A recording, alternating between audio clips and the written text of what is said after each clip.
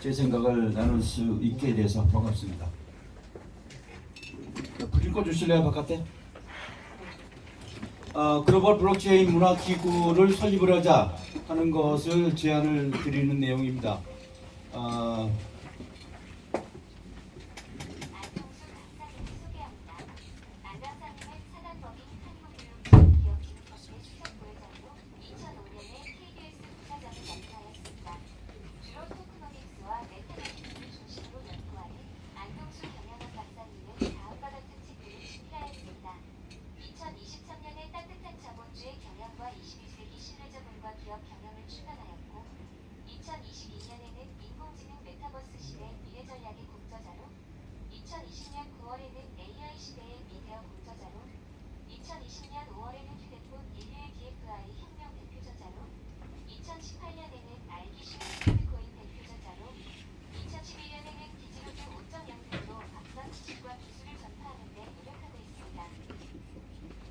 예, 제가 오늘 말씀드리는 내용 중에서 여기에 있는 블록체인 디파이 혁명 요 책에 대한 것을 나중에 후반에 말씀드리겠습니다.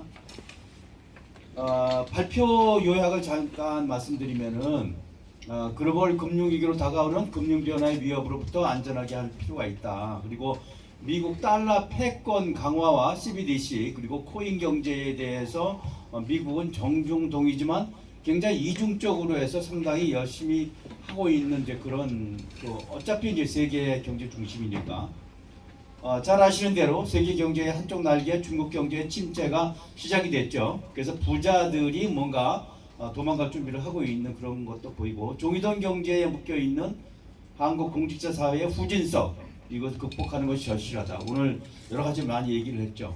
세계 경제 리더 국가로 갈 수 있는 한국 역량을 결핍할 필요가 있다. 지금 여러분께서 쭉 말씀하신 내용입니다. 어떤 방법, 어떤 도구를 활용해야 가능한가? 그래서 여기에 제가 말씀드리는 한국 주도의 글로벌 블록체인의 구심점 역할을 할 수 있는 국제기구 이런 것이 솔직히 필요하다. 그래서 이제 우선 이름을 글로벌 블록체인 오거나이제이션 해가지고 GBCO 이렇게 했습니다. 이 기구에서 글로벌 블록체인 문화 포럼을 조직을 해서 운영한다든지 그런 걸 통해서 국제 신뢰 자본을 키운다. 우리가 주도하는 다보스 포럼 같은 거 그런 걸 이제 하자 이런 것을 얘기하는 것이죠. 그래서 이걸 통해서 블록체인 행사를 우리가 한국이 세계적인 그런 영향력을 줄 수 있으면은 우리나라의 국격이 향상이 될 수 있다. 그러면 여러 가지 측면에서 유리하겠죠. 그리고 이러한 기회가 여러분께서 말씀하신 대로 근대와 현대까지의 자본주의 역사에서 주어진 절호의 기회라고 여러분께서 지금 쭉 말씀하신 그런 것을 중심으로 얘기를 하겠습니다. 그래서 오늘 이제 6개 분야로 말씀을 드리겠는데 한 장 한 장 이제 보시면서 하시죠. 첫 번째 이제 디지털 대항해 시대 이것을 갖다 우리가 잘 활용을 해야 되겠다. 디지털 대항해 시대의 경영관을 알아봅니다. 대항해 시대란 15에서 18세기 동안 유럽인들이 항해술을 발전시켜 아메리카로 가는 항로와 아프리카를 돌아 인도와 동남아시아, 북아시아로 가는 항로를 발견하고 최초로 세계를 일주하는 등 다양한 지리상의 발견을 이룩한 시대를 말합니다. 이러한 새로운 항로를 통해 세계 여러 나라를 침략하고 약탈하며 포르투갈과 스페인 등 유럽국들이 경제권을 넓혀간 시대였습니다. 그러면 21세기 디지털 대항해 시대 경영 방향은 무엇일까요? 15세기 유럽의 신대륙 탐험으로 식민지 경제 개척과 18세기 산업혁명, 19세기 컴퓨터혁명의 교훈은 승자독식과 부의 양극화, 심화현상 등의 문제를 남겼습니다. 이제는 이를 극복하는 세계 신뢰경제 시스템을 만드는 지혜가 필요합니다. 그래서 이제 이러한 것이 전체적인 것이 결국은 우리나라의 시대적인 운명, 좋게 얘기하면 이제 행운이라고 할 수 있기 때문에 이 기회를 적극적으로 활용하자는 얘기죠. 여러분이 잘 아시는 대로 앞으로 국가 경영이라든지 글로벌 경영에서 아까 금융 말씀하셨잖아요. 금융이 이제 앞으로는 좌지우지하기 때문에 굉장히 중요하다. 그리고 이제 아까 나 박사 말씀하신 대로 메타버스 얘기를 했어요. 메타버스는 이제 디지털 시대의 새로운 진화의 방향, 지난 200년보다 훨씬 더 큰 변화를 맞이하게 될 향후 10년은 한국에 있어 대단히 중요하다. 메타버스는 국경 없는 거대한 글로벌 경제 세상이다. 이제 메타버스로 유통은 물론 금융, 교육, 부동산 등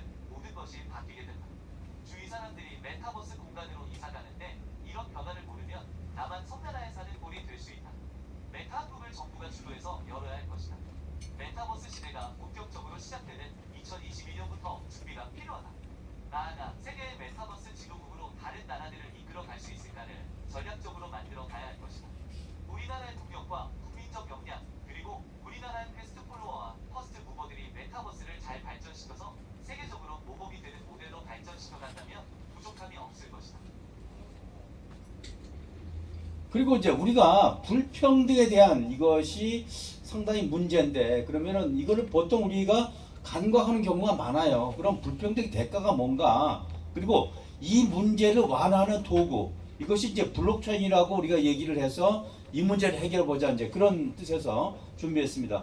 여러분이 아신 대로 1900년도에 시작됐던 100달러의 미국 지폐는 쭉 나오면서 1920년, 50년, 60년, 70년, 2020년대에 와가지고 지금 현재 120년간의 95%의 구매력이 날아갔다는 거예요. 그래서 지금 이제 3% 내지 5%밖에 안 남았다는 것이죠, 구매력이.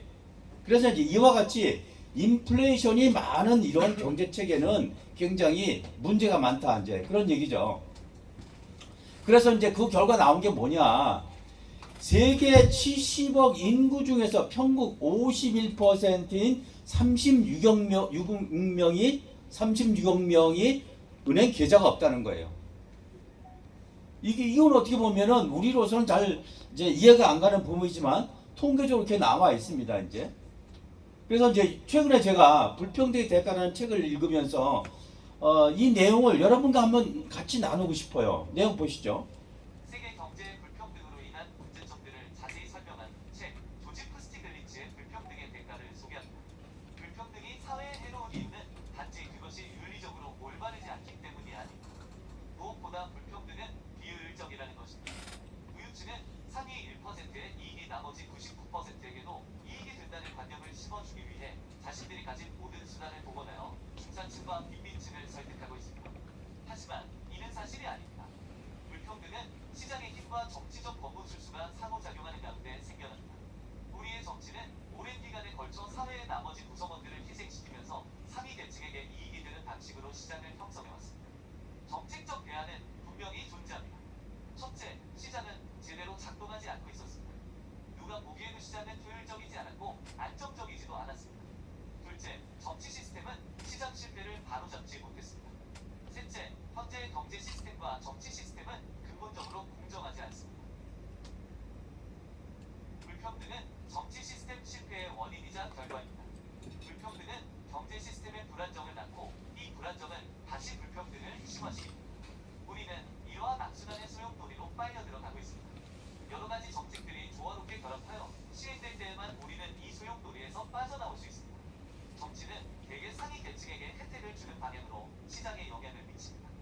우리는 시장의 힘이 작용하는 방향을 바꾸는 데는 큰 영향을 미칠 수 없지만 정치를 바로잡는 데 성공한다면 우리는 충분히 불평등 문제를 줄여나갈 수 있습니다. 이 책이 한 600페이지 되는 굉장히 큰 책이에요. 그리고 노벨상을 탄 책이거든요, 이 작가가.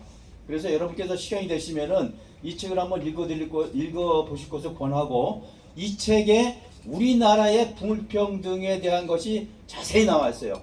논리적으로, 수치적으로 세계에 대한 불평등도 잘 나와 있고, 그래서 우리가 이거를 근본적인 거는 사회를 이해하는 그런 것이 굉장히 도움이 된다, 그런 말씀을 드리고요. 그래서 이제 앞으로 우리가 생각하는 게 그렇죠. 강제로라도 세계의 신뢰 사회를 만드는 것이 결국 이제 블록체인으로 간다. 그렇기 때문에 스마트 계약이라든지 뭐 이런 것을 앞으로 이제 사회가 운영된다고 하면은, 그래서 이 잡지에 있는 이 그림은 타이틀이 트러스트 머신이에요. 트러스트 머신을 통해서 이제 사회가 이제 간다는 것이죠. 그러면 글로벌 차원에서 지금 어떻게 진행되고 있는지 몇 가지만 보겠습니다. 자, 여기 책에 나온 몇 가지가 이제 이 신문 기사인데, 사회가 불안하고 정치적으로, 경제적으로 이런 걸 불안했을 때 결국은 비트코인이라든지 코인 경제가 강세가 된다는 것이죠. 그래서 이제 이런 그 기사가 눈에 띄었고, 잘 아시는 대로 이제 중국이 지금 이제 시작됐잖아요. 그래서 이제 뭐 자기네가 디폴트까지 선언하고 이렇게 돼 있기 때문에 우리한테도 엄청난 이제 영향이 올 거다 하는 이제 생각을 다 하시죠. 그리고 이제 우크라이나 전쟁도 있고, 그래서 이제 중국 부자나 러시아 부자 이런 사람들이 뭐 세금 회피 지역이라든지 이런 걸 통해서 굉장히 네네 예. 그래서 안전한 이제 도피 자산 이런 것이 이제 무엇인가 이런 걸 찾게 되겠죠. 그래서 결국은 현금을 뭐 하든지 금을 하든지 해야 되는데, 그걸 이제 옮길 수 없으니까 결국은 지금 우크라이나나 이런 북경지에 나갈 때 코인이 제일 많이 쓰인다는 거거든요. 그러면 BTC나 이더 그리고 환전이 가능한 믿을 수 있는 코인 이런 코인이 필요하다는 거예요 지금. 신뢰받을 수 있는 코인. 근데 이제 코인이 각인각색이죠. 그래서 저는 여기서 파이 코인을 여러분께 말씀을 이제 드리려고 그래요. 뒷부분에. 그 다음에 이제 미국의 SEC하고 산업계하고 굉장히 지금 뭐 엄청난 싸움을 하고 있죠. 근데 결국은 이거를 보는 한국에도 이런 판이 벌어지지 않을까. 그런데 우리나라 법원이 과연 이것을 제대로 판단할 수 있는 능력이 될까. 이런 것이 이제 문제죠. 우리는 그것이 이제 불안한 것이죠. 뭐 바이낸스하고 뭐 싸우고 있는 것도 지금 많이 나오고 있고 리플하고 하는 것도 많이 나와 있고 이제 그렇죠. 넘어가죠. 자, 문제는 여기 또 하나 있어요. 이제 한번 들어보시죠. 디지털 본능 깨어나는 웹3의 이후 한국은 여전히 묻지마 쇄국 정책이라는 기사를 소개합니다. 일본이 웹2를 뛰어넘어 단숨에 웹3 블록체인 전략에 시동을 걸었습니다. 중국의 핀테크 전략과 비슷합니다. 현금 중심에서 곧장 핀테크로 치팅한 것과 같습니다. 2022년 7월 경제산업성이 웹3 전담 사무처를 신설하는 한편 2023년 4월 정부 차원의 웹3 백서를 승인하는 등 전향적인 분위기로 변신했습니다. 웹3 백서에는 토큰 심사의 발행 및 유통은 물론 중앙자율조직 다오에 대한 청사진, 그리고 NFT 및 블록체인 일반에 대한 사업 생태계 육성 방안이 담겼습니다. 이를 바탕으로 일본 국세청은 마운트폭스 및 코인체크 사태 후 50%로 부과되던 가상자산 과세 정책도 수정했습니다. 가상자산 발행자가 보유한 자산에 대한 세율을 면제하는 한편 개인의 가상자산 소득세도 20%로 낮추는 것이 논점입니다. 이 부분이 우리한테 엄청난 이제 압박이 오리라고 저는 생각을 합니다. 기시다 후미오 일본 총리가 2023년 6월 일본에서 열린 웹3 행사인 웹빅스 2023 기조연설에 나서 웹3 부흥을 위한 정부 차원의 지원을 약속했습니다. 지금까지 웹3 블록체인에 대한 강력 규제로 일관하던 일본 정부가 최근 규제 완화 및 생태계 부흥으로 기조를 선회한 상태에서 일본 내각의 수반인 현직 총리가 관련 공개 행사의 모습을 드러내 확고한 의지를 대내외적으로 선언한 셈입니다. 블록체인 및 웹3 전략을 고도화할 별도의 기구까지 설치하며 강력한 의지를 보이고 있습니다. 특히 디지털 시대를 뛰어넘어 탈중앙화의 웹3까지 단숨에 치고 나가는 것이 눈길을 끕니다. 정부 행정에서 여전히 오래된 플로피 기술을 쓰며 비웃음을 당하는 등 시대의 흐름에 한번 뒤처지기는 했으나 이를 만회하기 위해 빠르게 다음 단계로 뛰어넘어가려는 전략적 선택에 시선이 집중됩니다. 갖은 규제와 의혹에 발목이 잡혀 구한말림선 대원군 시절 쇄국 정책에 머물러 있는 현재의 한국과 선명하게 겹쳐지는 순간입니다. 이제 우리가 이러한 답답함이 지금 있잖아요. 근데 일본이 뒤처진 뭐 30년이라고 얘기하는데 그 시대가 이제 끝난 것 같아요. 그래서 그런 것이 여기저기서 나타나고 있는데 기시다 총리가 나와가지고 저렇게 선언을 하는 저런 정도라고 하면은 우리 정치권하고 너무 이게 거기서 이제 격차 벌어지는 거죠.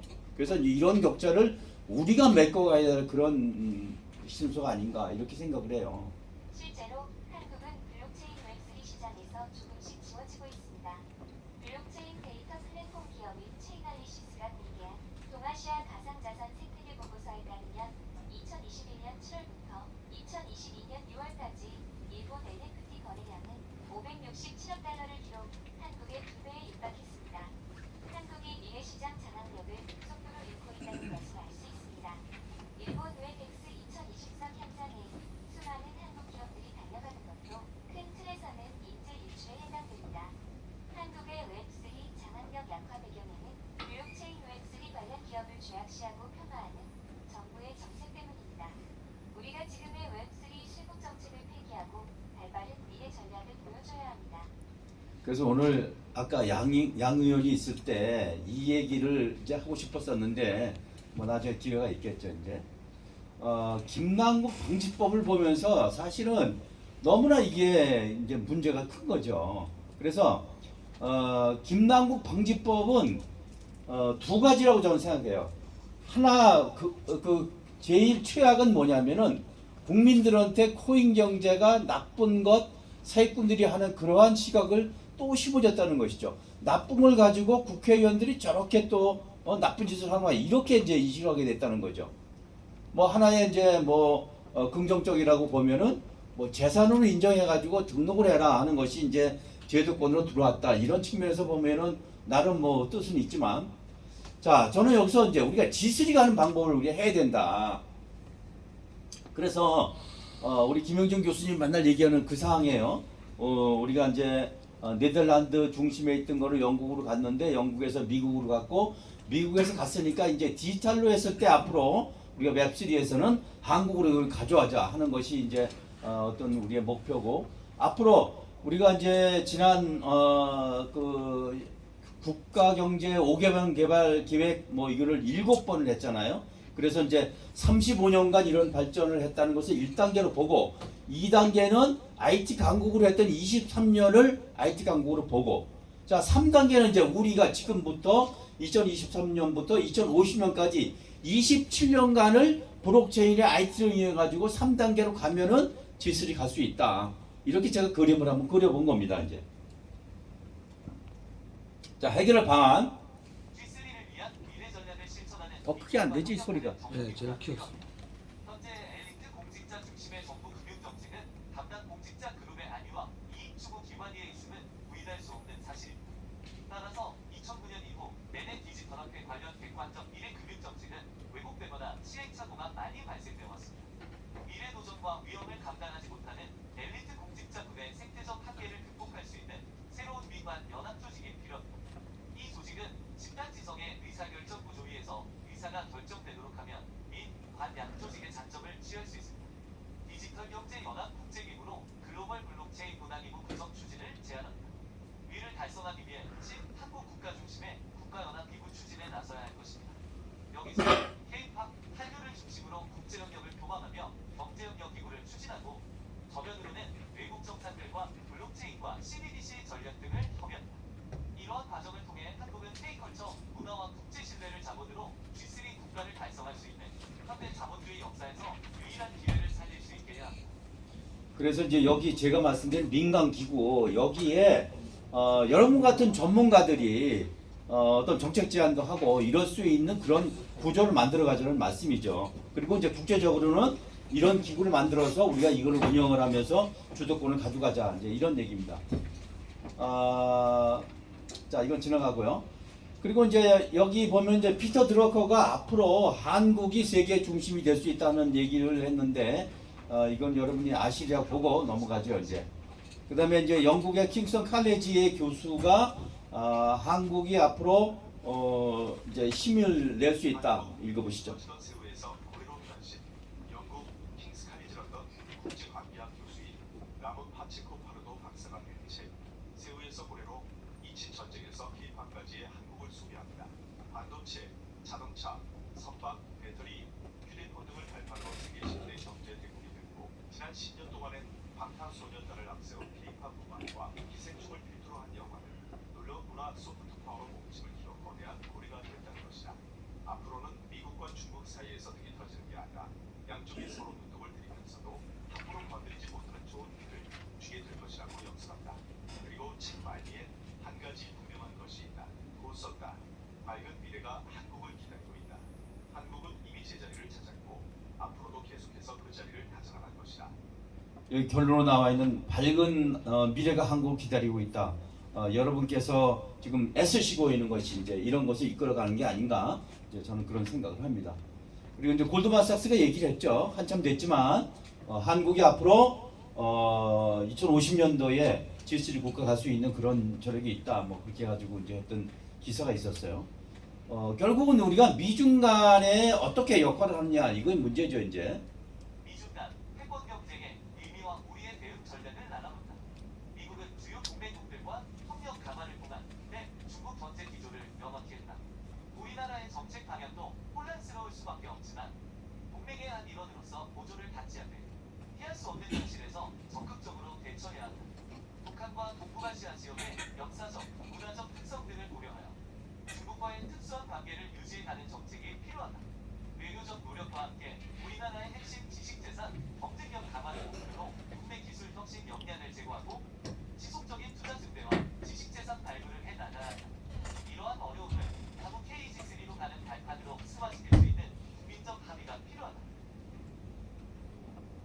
그다음에 이제 기구 설립에 대해서 말씀드리겠습니다.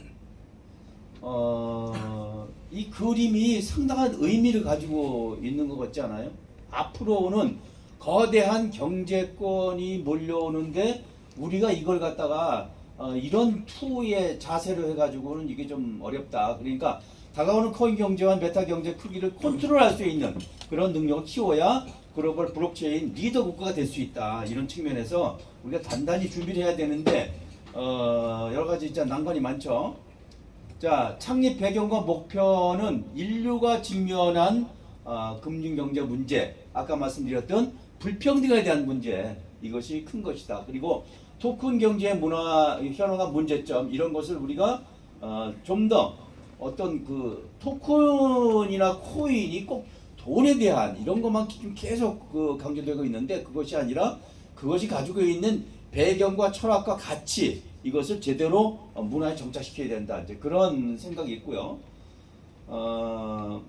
그래서 우리는 여기 보시면은 우리는 토큰 경제를 통한 다양한 수익 창출 방법을 세계 서민들에게 교육 홍보하여 양극화 문제 해소에 도움을 준다. 우리는 블록체인의 기본 가치인 신뢰와 사회와 금융 안정 그리고 홍익 정신 기반의 인성 함양 등에 기여한다.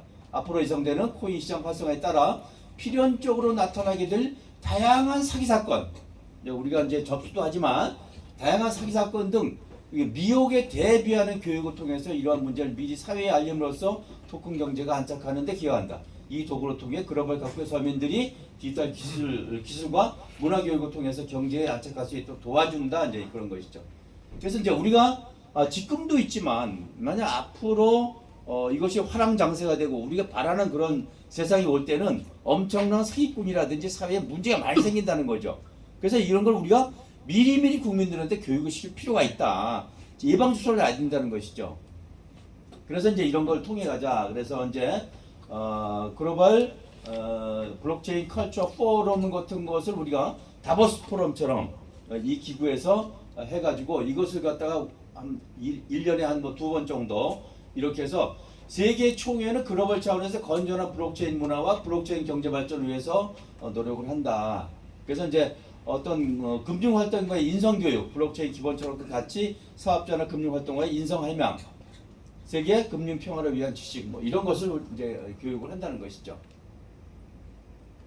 그래서 토큰 경제의 전문적인 그런 이제 지식을 교육을 하고 사회 기여를 할 수 있는 사회 약자들을 현황을 파악하고 도와줄 수 있는 방법 이런 것도 해야 되고 기타 여러 가지 이제 필요한 이제 사업을 한다 이제 이렇게 하고 조직은 뭐 그냥 이렇게 해가지고 이제 해 나가자 그런 것이고요. 그래서 현재 이제 9월 23일 정도 창립을 하는 게 어떠냐 뭐 이런 것을 이제 계획을 세우고 있는데 제가 그 젊은 친구들하고 제가 지금 이제 한 2번 정도 창립 미팅을 하고 그렇게 해서 지금 이제 어떤 사람, 어떤 인물을 여기에 의장으로 대표로 모셔야 되느냐 이제 이런 것이 지금 숙제로 남아 있어요. 그래서 여러분께서 좋은 분을 추천해 주시면 고맙겠습니다. 앞으로 우리가 이제 갈 수 있는 것은 토커노믹스의 미래 진행이기 때문에 우리나라의 생태적인 한계, 뭐 자원도 없고 뭐 조그만 나라 이런 것을 갖다가 생태적인 한계를 극복할 수 있는 그런 좋은 기회다. 그래서 우리 이 나라가 빨리 이제 이런 이제 코인을 많이 이제 가져와야 되겠죠. 그래서 이제 우리 문화 능력, 한국의 문화 능력을 우리 기구에다가 다 모아가지고 우리가 민관 협동을 해서 해 나갔으면 좋겠다 그런 것이고요. 자 그러면은 이제 어떤 도구, 어떤 것을 해야 되느냐 이런 이제 거기에 이제 부딪히는데 우선은 제가 여기 파이코인에 대한 것을 여러분께 한번 말씀을 드리고 싶어요. 우리 국민 누구나 무료로 재산화할 수 있는 그런 코인이다. 그렇기 때문에 가능하다 이제 이런 말씀이죠. 암호화폐는 수익성과 효율성을 중요시하는 민간 영역과 공공성과 형평성을 중요시하는 공공 영역이 있습니다. 이를 통해 사회 통합 영역을 해결할 수 있는 경우로 4개체입니다. 사회적 경제성을 통해 공동의 이익을 다 함께 누리기 위해서는 탈금융을 위한 4개체가 필요합니다. 지금으로서는 암호화폐가 최선의 도구입니다. 특정 금융태권 국가나 특정 기축 통화가 아닌 세계 다수의 사용자들이 함께 쓰는 미래 글로벌 화폐가 나와야 합니다. 지금까지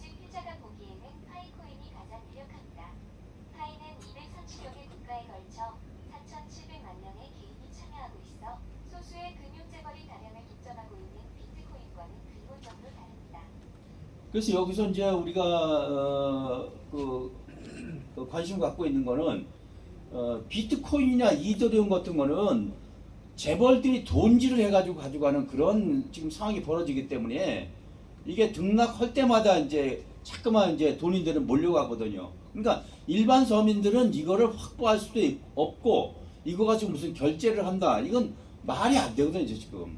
그래서 이제 그거에 대안으로 지금 이제 230여 개국에서 이제 4,700만 명이 지금 참여하고 있고 코인도 채굴하고 있고 이런 것을 일반 사람들이 나눠 갖는 일반 사람이 서로 P2P로 보낼 수도 있고 결제할 수도 있고 하는 그런 코인이 이제 필요하다. 네, 그런 얘기입니다.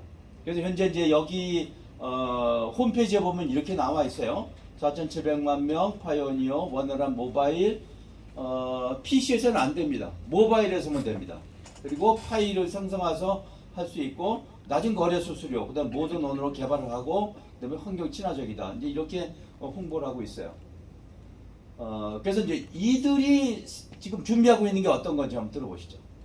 파이는 2019년부터 지금까지 4년간 생태계를 구축하고 있습니다.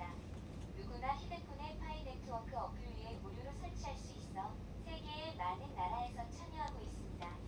엔터테인먼트, 교육, 사회적 상호작용, 정보 액세스, 소비자 유틸리티 등 세상에서 필요한 것을 파이는 창의적이고 유틸리티 중심의 앱을 구축하고 있습니다. 개척자와 개발자는 사용자에게 진정한 유용성을 제공하는 모바일 웹 앱을 구축하여 파이 네트워크 및 생태계 성장에 기여하도록 권장됩니다. 모든 참여자는 신분 인증인 KYC를 통과해야 코인을 보유할 수 있습니다. 즉 로봇이나 인공지능의 접속은 근본적으로 차단됩니다. 기능과 사용자 측면에서 제2의 비트코인으로 부상할 가능성이 있다고 생각됩니다.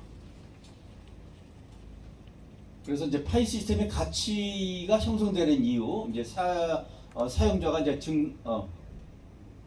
사용자가 증가되고 있다. 제가 아까 말씀드렸던 그 책에서 2001년도인가요? 우리 사무총장 같이 책을 냈었는데 그때 낼 때 4,300명인가밖에 없었어요. 글로벌 차원에서. 그런데 지금 이제 뭐 3년쯤 정도 지나서 지금 많이 풀어놨죠.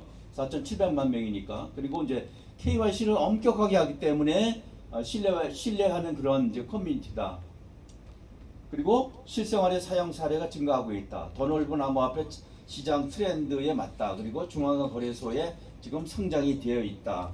근데 실제 상장은 이 재단에서 이 상장한 게 아니고 거래소에서 상장을 했어요. 자기들 마음대로. 그래서 언론에서는 이걸 갖다가 납치 상장이라고 얘기해요. 재단에서는 안 돼. 우리는 생태가 아직 안 됐기 때문에 안 하겠다. 그랬더니 자기들이 우리가 올릴게. 그래가지고 이제 올려가지고 납치 상장이라는 재미있는 용어를 썼더라고요. 이제. 그래서 이제 서로 이제 뭐 도와서 이제 한다 그런 얘기고 구성원 공동 기획에 따라서 성공 여부가 결정되는 장기 프로젝트다. 이거는 뭐 간단하게 뭐 몇 개월 뭐 몇 년 해가지고 하는 게 아니라 장기적으로 지금 하고 있는 그런 것 때문에 신뢰가 가는 것이죠. 이 네트워크는 기본 분산의 KYC 프로세스를 사용해서 이제 회원 하나하나에 대해서 이제 인증을 하는 것이죠. 그 다음에 전화기를 쓴다고 해도 휴대폰의 어떤 리소스라든지 뭐 전기가 쓰겠죠. 뭐 그렇지만 그 다음에 여러분께서 아마 이런 생각을 하실 거예요. 이거 또 다단계 아니야? 그런데 여기는 추천 보너스는 추천 관계의 1레벨만 적용이 되는 거예요. 그러니까 단단계죠. 다단계가 아니기 때문에 다단계로 오는 그런 것은 이제 걱정을 안 해도 된다. 그런 말씀이에요. 자, 이거 한번 보시죠. 자, KYC하고 노드 문제인데 채굴자, 회원의 KYC 즉 신원증명 인증을 엄격하게 적용하는 신뢰 시스템인데 컴퓨터망에서 중추 역할을 하는 것이 노드죠. 노드 숫자가 여기 데이터를 보시면은 우리나라가 1등이에요 지금. 3만으로 1등이에요. 여기에 2위로다가 재팬이 지금 바짝 치고 올라오고 있어요 이제. 그래서 베트남, 차이나, 싱가포르, 유나이티드 스테이츠 이렇게 돼 있어요. 그래서 한국이 하여간 어쨌거나 다양스럽게 그래도 1등을 지금 하고 있어요. 그래서 이런 것을 우리 한국의 저력이 아닌가 이런 생각이 이제 드는 것이죠. 그래서 이제 BTC하고 파이하고 이제 비교를 해놨는데 상당히 다릅니다 지금. 여기 이제 채굴자는 보유자만 보상을 받지만 여기는 무료로 누구든지 할 수 있는 그런 거기 때문에 우리가 많이 참여할 수 있다. 그리고 현재 지금 파이몰이 있어요. 이제 민간차는 파이몰이 있는데 가게에 따라서 1만 원, 어디는 5만 원, 또 이불 가게에 따라서 10만 원 이렇게 해서 이제 한 코인당 이렇게 해서 이제 해주고 있습니다. 아까 이제 말씀드렸던 납상장 말씀드렸고 그때 상장됐을 때 여기 300달러까지 이제 249달러까지 올라갔다가 현재는 지금 한 32,000원 정도 이렇게 이제 거래가 되고 있는 상태입니다.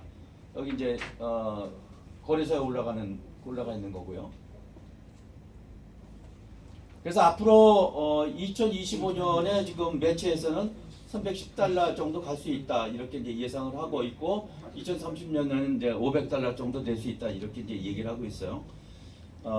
이더가 가스비가 높기 때문에 사용자들이 파이로 올 가능성이 충분하다 이런 의견들을 많이 내고 있고요. BTC와 이더를 능가하여 세계 기축 코인이 될 수 있는 것으로 저는 기대를 하고 있습니다. 제가 준비한 건 여기까지고요. 혹시 뭐 질문 있으면 말씀하시죠. 감사합니다. 예.